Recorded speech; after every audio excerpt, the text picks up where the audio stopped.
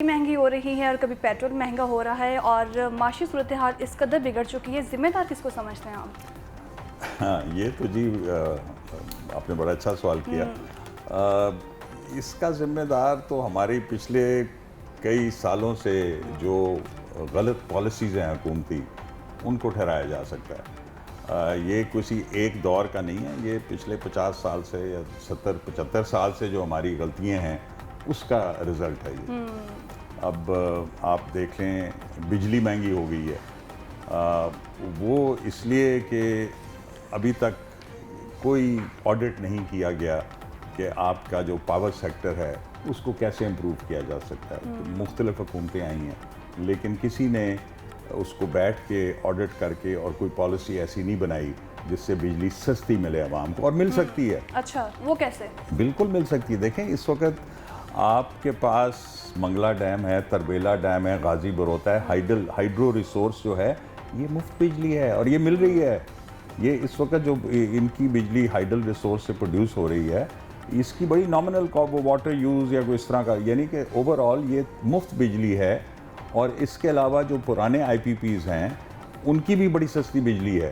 तो ये कहना कि जी पता नहीं 30 रुपये यूनिट या 25 रुपये यूनिट जो कॉस्ट है, इसकी तो मुझे कोई समझ नहीं आ रही। अच्छा, ये जब आपके पास अगर टोटल 40,000 मेगावाट हैं और उसमें से 20,000 मेगावाट तकरीबन मुफ्त मिल रहे हैं आपको, तो फिर किस बात का आप ये सारा प्रॉब्लम इस तरह आता है जी कि हमारा इस वक्त जो बुक्स हैं वो बैलेंस नहीं कर रही और जो रेवेन्यू है वो कम है, अखराजात हमने बढ़ा लिए।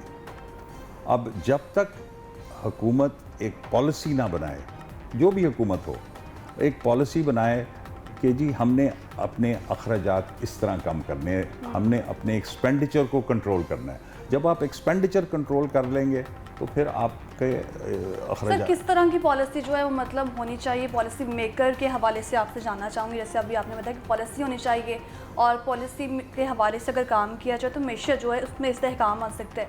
किस तरह की पॉलिसी को पाकिस्तान की ज़रूरत है? पहली चीज़ तो ये मैं हमेशा कहता हूँ कि ये वो मौका आ गया है पाकिस्तान की हिस्ट्री में जब हमें सोच समझ के एक नई फ़िलासफ़ी पाकिस्तान को री इन्वेंट करना पड़ेगा। ये जो इस वक्त सिस्टम चल रहा है, ये एक किस्म का पॉलिटिकल विक्टिमाइजेशन का सिस्टम चल रहा है। इसमें कोई बेहतरी नहीं आई हमें। अच्छा, तो बेहतरी लाने के लिए सारे स्टेक होल्डर जो हैं वो एक नेशनल यूनिटी की तरफ जाएं और सारे ये कहें जी हमने मुल्क की बेहतरी का सोचना है, अपने बारे में नहीं सोचना। इस वक्त अनफॉर्चुनेटली जो भी पॉलिटिकल हुकूमत आती है वो अपना सोचती है और दूसरे को क्रिटिसाइज करती है, बस एक दूसरे के साथ इन फाइटिंग। वो तो कहते हैं पाकिस्तान को कर्जों की ज़रूरत है और कर्जे के बिना पाकिस्तान नहीं चल सकता। अभी रिसेंटली एक 9 माह का पैकेज था जो IMF से लिया गया, लेकिन उसका जो नतीजा है ना वो हमें नेगेटिव ही सूरत में मिला है, उल्टी गंगा बह रही है। बिल्कुल ऐसे है और ये मैं इस चीज़ पे बिल्कुल यकीन रखता हूँ कि हमें IMF से निजात हासिल करनी पड़ेगी।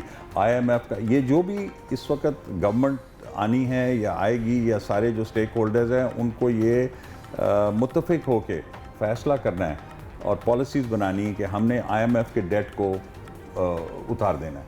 और वो हो सकता है, बड़ी आसानी से हो सकता है, बिकॉज पाकिस्तान के अंदर बहुत ज़्यादा रिसोर्सेज हैं। आपके पास स्टेट ओन्ड एंटरप्राइजेज़ हैं जो आप इस वक्त इनएफिशिएंटली चला रहे हैं। अगर उनको प्राइवेटाइज कर दिया जाए तो आपके पास वही पैसा जो आएगा उनकी प्राइवेटाइजेशन से, उससे आप IMF का लोन उतार दें और आपके पास फिर फिस्कल स्पेस मिल जाएगी अवाम की बेहतरी के लिए खर्चा करने के लिए और डेवलपमेंट करने के लिए और जॉब क्रिएशन करने के लिए। सर, आवाम की जो कि आपने बात की और कहा भी ये जा रहा है कि आवाम के लिए कर्ज लिया जा रहा है। अगर आवाम के लिए कर्ज लिया जा रहा है तो रिलीफ नहीं मिल रहा। आवाम टैक्सेस की सूरत में जो है वो कर्जा पूरा किया जा रहा है आवाम से। बात करेंगे बिजली के बिल्स की तो बिजली में भी 13 किस्म के टैक्सेस हैं। कपड़ा, दाल, चीनी, चावल, हर चीज़ में टैक्स आवाम को ही देना पड़ रहा है। देखें, आवाम के बड़ी अनफॉर्चुनेट चीज़ है कि ये बोझ सारा आवाम पे डाला जा रहा है।